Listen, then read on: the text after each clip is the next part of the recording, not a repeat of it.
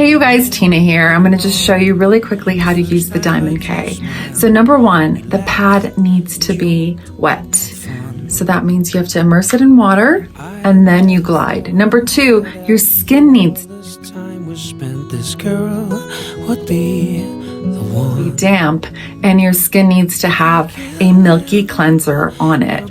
If it doesn't have a milky cleanser on it, this is not going to feel right. And this is the reason why we created this, is because this needs to be wet so it easily and gently removes layers of dead skin that prevent products from penetrating, layers of dead skin that cause your skin to have discoloration over time.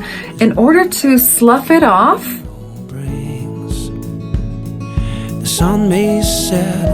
the skin has to have the milky cleanser, the pad needs to be wet, and then you lightly, gently go over your lips, go under your eyes, really make